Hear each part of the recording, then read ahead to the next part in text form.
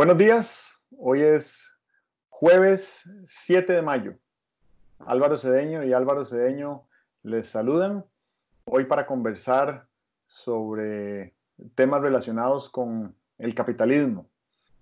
Y hoy justamente acaba de llegar el reporte de desempleo de Estados Unidos. Ya hay más de 30 millones de solicitudes de desempleo, con la gran preocupación de que empieza a quedar claro de que algunos de esas solicitudes de desempleo serán permanentes. Y por otro lado, tenemos a una bolsa bursátil en Nueva York que ha tenido el mejor mes de los últimos 35 años. Entonces ha generado muchísima riqueza, mientras una sexta parte de la fuerza laboral ha perdido su trabajo. Son cosas que tal vez se responden mejor con herramientas de la economía, pero como estamos hablando de capitalismo, creo que en ese contexto podemos iniciar la conversación. ¿Cómo estás? Muy contento de estar aquí con quienes nos siguen. Excelente. Bueno, yo creo que se habla mucho desde hace muchos años, no sé desde cuándo, la verdad, pero yo siento que en los últimos 20 años se ha hablado mucho del nuevo capitalismo. De hecho, hay un autor que me gusta mucho por sus planteamientos concretos y sencillos, se llama Umer Hack, y él publicó hace 10 años un libro que se llama El Nuevo Manifiesto Capitalista. Y me parecía que el libro tenía una enorme cantidad de elementos sobre cómo hacerle pequeñas modificaciones al sistema de producción que denominamos capitalismo y que bueno, eran atendibles, por lo menos como lector, eran atendibles, ¿verdad? No hemos visto mucho de eso, pero sí siento que en este contexto actual de pandemia, donde hay una crisis sanitaria que viene a agravar una crisis económica que ya de por sí había, que impacta el sector energético y que obviamente nos mantiene la mira puesta en el más allá, que es la crisis climática. Es obligatorio hablar sobre la forma como producimos y como nos relacionamos económicamente a través de las reglas del mercado.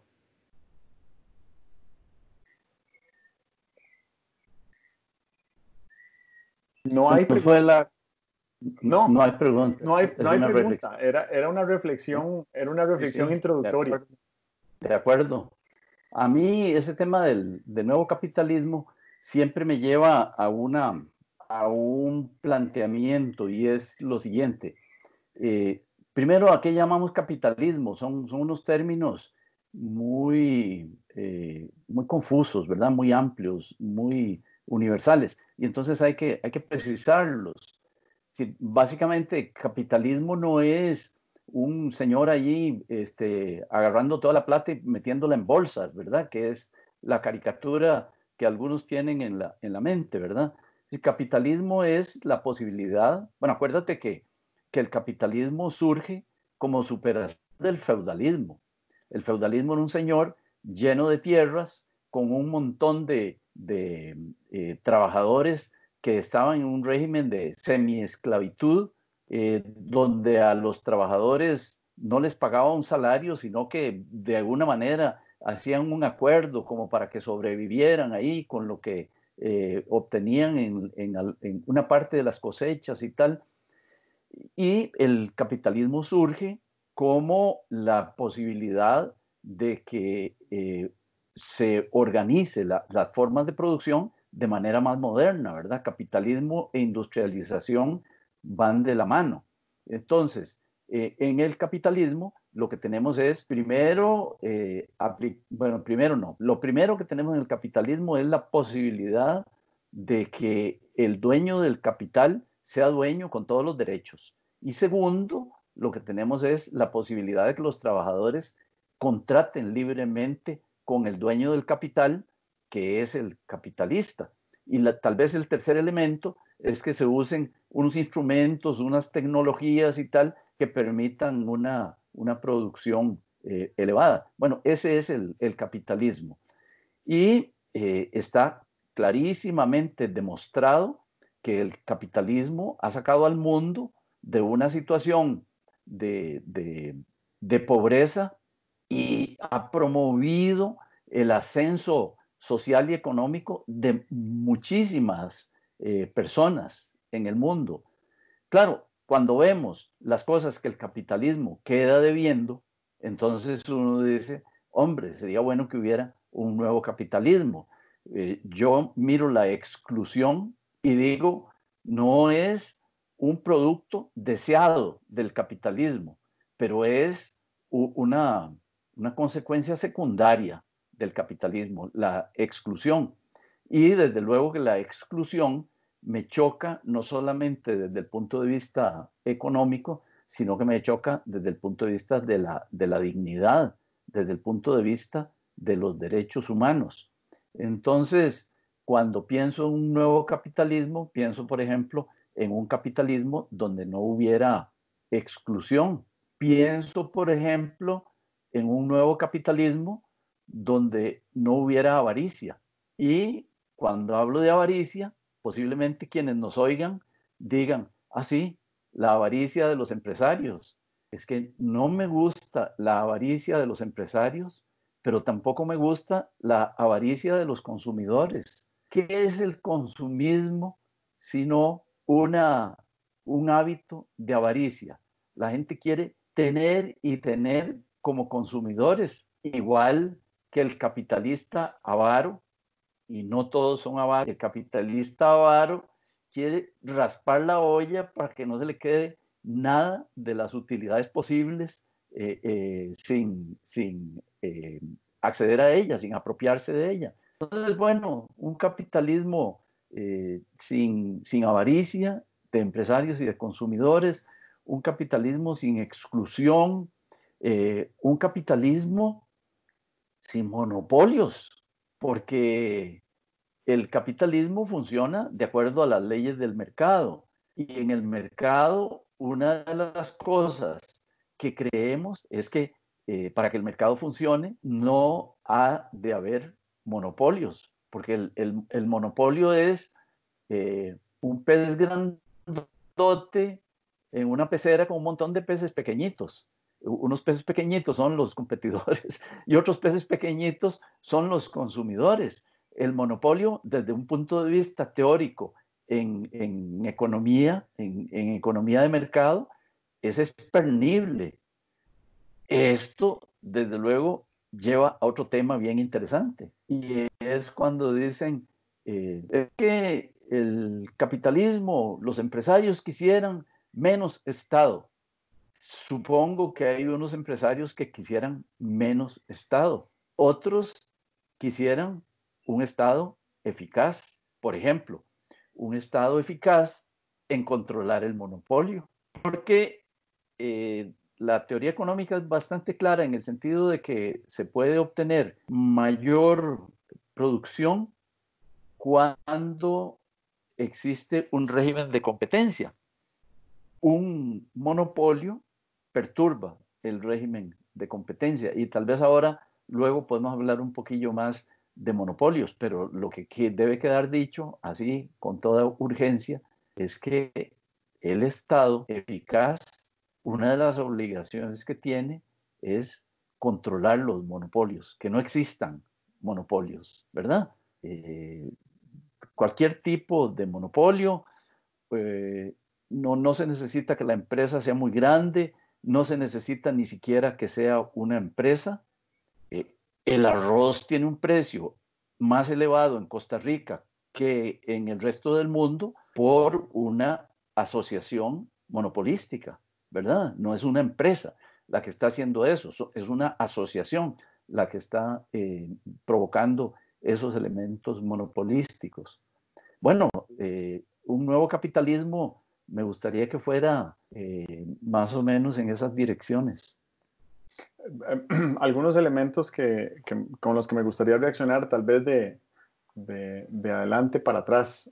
Lo primero es sobre los monopolios. Hace 2 años, cuando fue el cambio de administración, la OCDE, la Organización para la Cooperación y el Desarrollo Económicos, a la cual estamos aspirando a ser miembro, le reveló a Costa Rica un estudio que explica al menos esa es la versión de la OCDE, explica las razones de por qué Costa Rica es un país con un costo de vida tan alto. Y ellos se fundamentan en decir que hay 25 industrias monopolísticas en el mercado nacional. Y qué complicado, porque cuando te vas a hacer un análisis de cuáles son esas industrias, resulta que todas tienen vínculos muy estrechos con los partidos políticos que han gobernado por décadas. Entonces, ese ejercicio de influencia política desde el sector empresarial tiene un efecto que no necesariamente es positivo.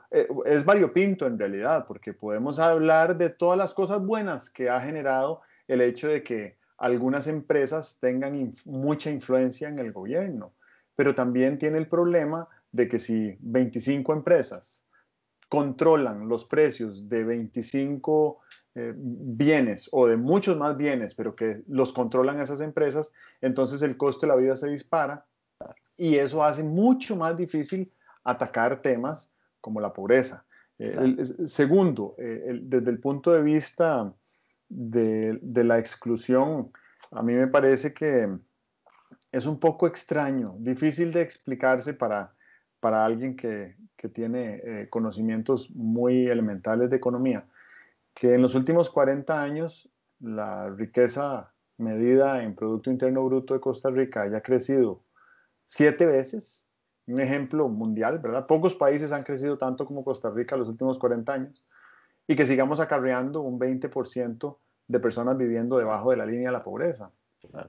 Eso es muy difícil de entender y cuando uno ve los análisis de inequidad, pues se da cuenta de que la distancia entre lo que tienen los que tienen y lo que tienen los que menos tienen se ha ensanchado muchísimo en los últimos, bueno, 30, 40 años, Sí, ¿verdad? sí, sí, Y eso es muy complicado porque eso es algo que uno querría evitar a toda costa. Luego, con respecto al tema de la avaricia, a mí me parece que siempre me gusta mucho en el tema de la avaricia una frase que tiene Gandhi que dice que hay suficiente en el mundo para las necesidades de todos, pero no hay suficiente en el mundo para la avaricia de nadie. claro. Eh, y entonces me da la impresión, pero esto es simplemente una, una hipótesis que tengo porque no tengo cómo probarla, que la avaricia es proporcional a la riqueza. Y entre más riqueza monetaria poseamos, más queremos. Si uno se pone a analizar cómo vive la mitad más vulnerable del planeta, los 4.000 millones de pobres, por decirlo en un término que es peyorativo y que no ayuda a ayudarles a aliviar su situación, son personas que viven con la satisfacción muy, muy estrecha de sus necesidades Claro. humanas más básicas. Yo siento que esas personas no están pensando en ganarse su primer millón, están pensando en sobrevivir el día de hoy, Claro. ¿verdad? Entonces, qué complicado es pensar que de dónde viene la avaricia. Si esta hipótesis que estoy diciendo fuera cierta, entonces yo creo que esa correlación debería de atenderse. Recuerdo que cuando vivía en Japón, me sorprendió, me llamó mucho la atención que en Japón hay una ley que dice que, una ley de herencias, ¿verdad? Las personas que ganaron, que hicieron mucha plata a lo largo de sus vidas, cuando se mueren, tienen que darle el 70% de su haber hereditario al Estado. Y entonces quiere decir que ninguna riqueza en Japón dura 2 generaciones. Sí. Y eso viniendo de un país que pues, ha sido capitalista por excelencia desde la Segunda Guerra Mundial, Sí. pero que por muchísimos siglos más que eso ha sido capaz de entender que la principal riqueza a la que hay que aspirar es a la riqueza colectiva. Y entonces, si uno enriquece lo colectivo, pues habrá mucho más para que cada individuo se lleve una porción para la casa. Y ahí, bueno, tal vez más adelante vamos a hablar de eso, pero ahora quería que habláramos un poco de Adam Smith, que es el padre del capitalismo.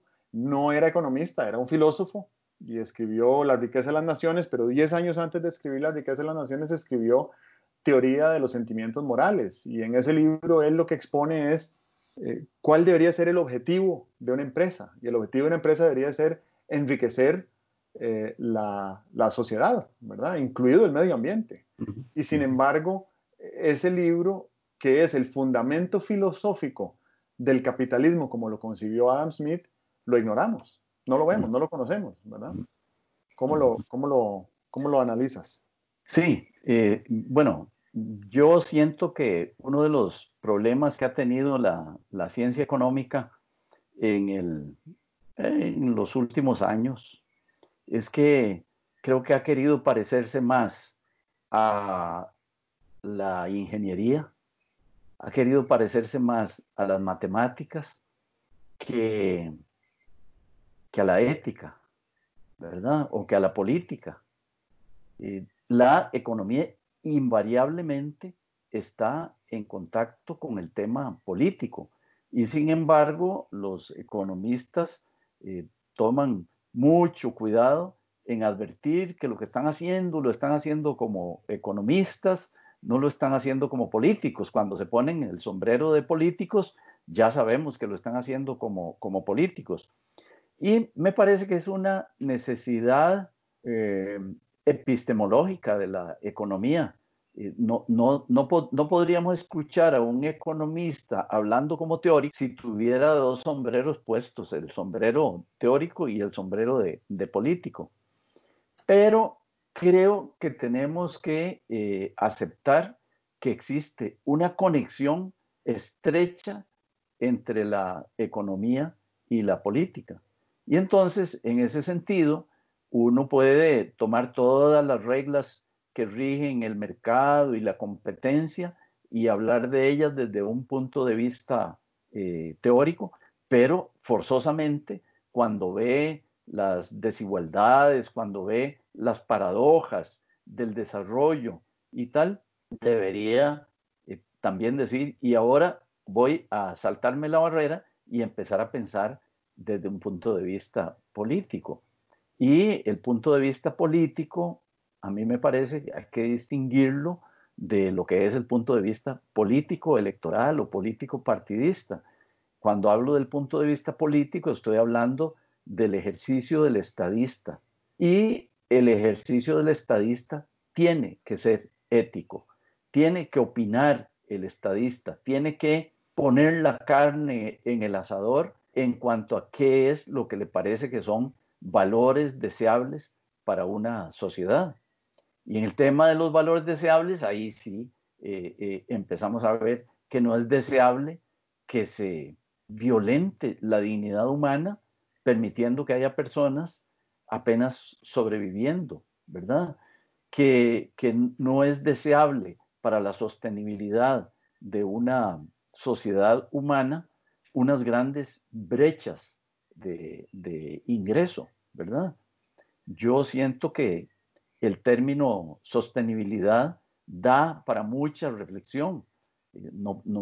Yo prefiero vivir en un país donde no haya marginados, prefiero vivir en un país donde la brecha entre el ingreso de los de mayor ingreso y el de los de menor ingreso sea menor, no porque me parece muy bonito, sino porque me parece que ese país, esa sociedad, es más sostenible. Y creo yo que es también más vivible. Sí, recuerdo un dato, debe estar desactualizado, pero que analizaba la comparación entre lo que ganan, lo que gana el quintil más rico comparado con lo que gana el quintil más pobre en Suecia, es 9 veces la diferencia. En Estados Unidos es 250 veces. Ajá. ¿Verdad? Entonces ahí uno ya se imagina que vivir en Suecia tiene unas condiciones diferentes, ¿verdad? Claro, Y siento que aquí en Costa Rica, por muchos años, esa diferencia también fue muy corta. Nos parecíamos a Suecia y ahora nos parecemos más a Estados Unidos. uh-huh, uh-huh. Y eso es lo que me da a mí, es un diagnóstico de cuál es un conflicto que deberíamos buscar transformar a través de la política y a través de los incentivos para el mercado, ¿verdad? Claro, claro. Hablabas de varias ciencias que tienen relación con la economía y hay una que a mí me encanta y es la psicología. Ujú. Y este tema de, no sé cómo se llama en español, behavioral economics, que será economía del comportamiento. El comportamiento debe ser, sí. Ujú. Y Sí, me gusta muchísimo porque hace indagaciones muy profundas de cómo funcionamos los seres humanos claro. a la hora de Claro. tomar decisiones económicas. Ujú. Bueno, no soy experto en el tema, me encantaría poder leer más sobre el asunto porque me gusta mucho. Ujú. Y además es un área de la economía que cuando uno la estudia, pues uno mismo es el sujeto de estudio, porque uno Sí, hace una enorme cantidad de claro. decisiones económicas todos los días. Y básicamente lo que esta área de investigación entre la psicología y la economía ha venido identificando es que prácticamente todas nuestras decisiones son irracionales. Ujú. Hay un componente de impulso que es o intuitivo o producto del deseo o producto de, digamos, de la avaricia, cosas Ujú. que no tienen que ver con la lógica, con la matemática de la economía. Sí. Y eso me parece muy interesante. Pasando un poco al tema de responsabilidad social, que es un área del quehacer del capitalismo que busca tener un impacto positivo en el entorno socioambiental. Me parece que hay, es como si estuviéramos descubriendo el agua tibia, porque ahora que mencionaba Japón, estaba recordando un libro que me diste en el verano antes de entrar a primer año del colegio. Eso fue hace 34 años era una reseña biográfica de Matsushita, el fundador de Panasonic, Ujú. que es una empresa fundada en el siglo XIX y que existe todavía hoy, ¿verdad? Es una empresa enorme. Y la filosofía de aquellas empresas japonesas posteriores a la restauración del régimen de Meiji que sucedió a mediados del siglo XIX, la filosofía de todas estas empresas era que lo fundamental de una organización empresarial, corporativa, era crear valor social y poderlo identificar y poderlo medir. Y que como consecuencia de ese ejercicio de creación de valor social se derivara una renta, ¿verdad? Y entonces Japón se fundó así y el capitalismo estadounidense de la posguerra, en realidad lo que vino a traerles, bueno, tú conoces muchísimo mejor a Deming y demás, lo que les trajo a los japoneses fueron técnicas productivas, ¿verdad? Y esas técnicas productivas los japoneses las adoptaron a rajatabla y Ujú. tuvieron 40 años de muchísima producción económica, de la cual han vivido los últimos 40 años, porque hace 40 años que están ahí como de alas caídas, lo cual es un fenómeno muy interesante de estudiar, porque yo siento como que la, una masa crítica de la comunidad japonesa ha alcanzado una zona de confort en la cual está suficientemente cómoda, ¿verdad? Y entonces eso podría ser un experimento a considerar. Japón, analizarlo como un experimento de que sí podría haber un punto de ingreso y de riqueza a partir del cual todos estamos cómodos, porque la verdad es que casi todos tenemos más o menos el mismo acceso a las mismas cosas, ¿verdad? Volviendo a la idea japonesa de enriquecer lo colectivo. Y aquí me gustaría aterrizar un poco en este vínculo entre la economía y el Estado, porque estamos viviendo una circunstancia tan particular a nivel global que la economía está sufriendo el peor impacto que ha sufrido desde que nació Adam Smith y los estados están demostrando si tienen o no tienen lo que se necesita Ujú. para sostener la parte sanitaria y por consiguiente reconstruir la economía, porque no hay reconstrucción económica en medio de una Sí, epidemia claro, masiva de un claro. virus tan agresivo como el Sí. COVID-19. Ujú. Entonces, se habla mucho en este momento del Estado ineficiente, de que la caja no funciona, de que hay una deuda muy grande, que se le adeuda, que se le pague, todo este cuento. A mí me parece que nosotros supimos hace décadas, incluso siglos, ir experimentando con políticas públicas de manera tal que pudiéramos ir capitalizando en nuestros aciertos. Entonces, hace 130 años experimentamos con una política pública para ver si era posible instaurar un sistema de educación pública que fuera gratuita, obligatoria y costeada por el Estado. ¿Qué hubiera pasado si hace 130 años un diputado hubiera dicho, suave, ¿cuánto nos va a costar eso en los próximos 130 años? Es inviable, es demasiado caro. Y sin embargo, consideramos que había unos valores superiores como para lanzar el experimento. Y los resultados que fue dando el experimento fueron siendo tan positivos que capitalizamos sobre ese experimento, ¿verdad? Y hoy en día, yo me imagino que sería muy difícil salir a decir, yo creo que la educación debería de tercerizarse, deberíamos de privatizar la Sí. educación en este país. No, pero sí creo que la educación ya no ofrece la mejor calidad educativa que el dinero de todos los costarricenses puede ofrecer. Ahí siento yo que hay una falla en el contrato social y son tan responsables el Estado como el mercado, pienso yo. ¿Por qué? Porque no nos estamos pudiendo entender entre cuáles son las destrezas necesarias para que un niño de 6 años que entra a primer grado sea un ciudadano funcional en el año 2030. Y entonces ahí siento yo que debería de haber más influencia del sector privado, de las empresas, de las corporaciones y muchísima más apertura en el Estado para poder identificar esas áreas donde deberíamos de invertir. Yo creo que, sin hacer un análisis muy simplista, toda esta línea que se llama STEM, ¿verdad? Que es ciencia, tecnología, ingeniería y matemáticas, a la cual le agregaría arte, investigación y diseño, ¿verdad? En inglés el acrónimo es STREAMED. Esas 7 áreas yo creo que nos podrían impulsar muchísimo, no sé en cuál dirección, pero sí nos ayudarían a evolucionar como sociedad. Después el tema de la salud también. Hace 80 años dijimos, pongámonos de acuerdo acá para que haya salud, seguridad social universal, que todas las personas tengan acceso a atención de la salud. A nadie se le ocurrió en aquel momento decir, momento, ¿cuánto nos va a costar esto en 80 años? Igual con la desmilitarización, nadie dijo, ¿sabe? En 70 años, ¿cuánto nos vamos a ahorrar? ¿Cuánto nos va a costar? ¿Cuáles son los riesgos?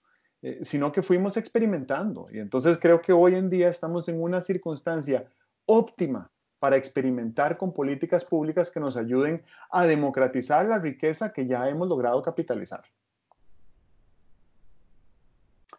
Eh, yo he venido pensando en el tema de la felicidad hace bastante tiempo.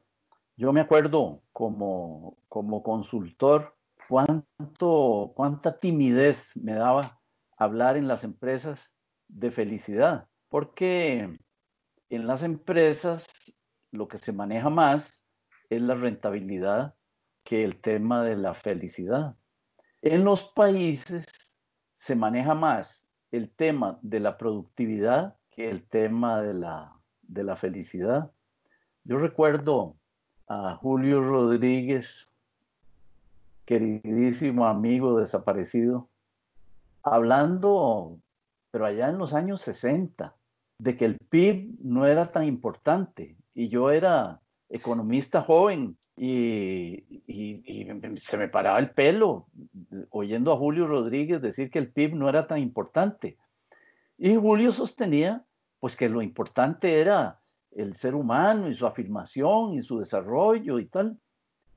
Hoy estoy convencido de que deberíamos saber entrarle al tema de la felicidad con método, con un método tan confiable como el método con el cual le entramos a la estimación de las utilidades que hacemos cada periodo contable. Pero del tema de la felicidad no estamos hablando. ¿Por qué pienso en el tema de la felicidad? Bueno, porque pienso que el estadista debería usar la felicidad como piedra de toque para hacerle prueba a los metales. Y cuando estuvieron pensando en la reforma educativa en 1869, lo que seguramente se preguntaron, y tal vez no lo publicaban en la Tribuna ni en el Diario de Costa Rica, pero lo que se preguntaban era, ¿será más feliz un país más educado, sí o no? Y posiblemente don Mauro Fernández dijo, claro, es más feliz un país más educado. Y don Rafael Ángel Calderón Guardia, posiblemente en Lovaina, donde estudió medicina, se empezó a preguntar, bueno, ¿podrá ser feliz un país donde la salud sea solo para los que puedan pagarla?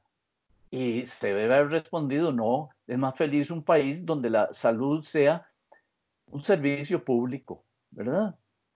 Hoy en día, creo que en materia educativa deberíamos preguntarnos, ¿es más feliz un país capacitado en STEM o STEAM o STREAM, como dices tú, en matemáticas y tecnología y no sé qué? Bueno, yo diría, déjeme poner un signo de interrogación y voy a responder. Ese país posiblemente sea esa población más empleable y posiblemente sea más productiva, pero yo no me atrevería a responder que va a ser más feliz. Y lo que hacemos todos los días, desde que nos levantamos hasta que nos dormimos, es pugnar por nuestra propia felicidad. Bueno, si la felicidad es tan importante, no queremos ir en el bus que está muy lleno porque eso nos incomoda, nos reduce la felicidad. No queremos estar en las presas porque eso nos produce malestar, nos reduce la felicidad. Si la felicidad es tan omnipresente, ¿por qué no empezamos a tratar el tema de la felicidad con técnicas, con capacidades, con conceptos?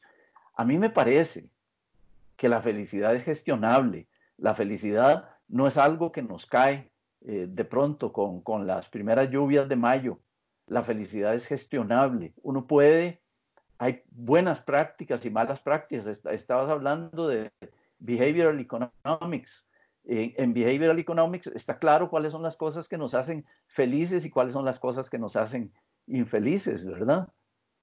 Entonces, ese tema, el tema de la ética, de la felicidad, de la política entendida como creación, desarrollo del Estado, es un tema que deberíamos abordar y no lo estamos abordando. Vivimos muy engolosinados hablando, a ver, por ejemplo, estamos urgidísimos, y está bien que estemos urgidísimos, viendo a ver cómo será la reactivación económica. Y claro, la reactivación económica hay que lograrla, porque hay unos mínimos que si no se tienen, vamos a ser muy infelices. Pero hay que hacer también un proceso de qué es lo que hemos aprendido en este confinamiento, porque a lo mejor eso nos dé pistas sobre cómo pensar en nuestra felicidad. Claro, ahora hablabas de Producto Interno Bruto. Seguramente Julio Rodríguez era seguidor de Robert Kennedy, que tiene ese famosísimo O, discurso. o podría ser al revés, porque Julio era una mentalidad extremadamente avanzada. Ah, ok. Sí, bueno, y él también seguramente se había hecho algunas preguntas cuando fue estudiante que marcaron los 60 años de su actividad profesional. Y estaba pensando en un último tema que quería tocar, que tiene que ver con ética, tiene que ver con responsabilidad social y tiene que ver con medición del Producto Interno Bruto, que es la degradación ambiental. Claro. Y bueno, hay múltiples medidas que nos dicen que nuestra economía está sostenida en un medio ambiente al que le estamos consumiendo 50% más de los recursos que naturalmente se pueden regenerar. O sea, si fuera una cuenta bancaria, nos estamos comiendo los intereses y 50% más de esos intereses. Quiere decir que un día vamos a llegar a cero. Y si fuera una deuda, quiere decir que la deuda cada vez es más grande. Entonces eso es muy importante de atender, sobre todo que cuando uno piensa en términos de PIB.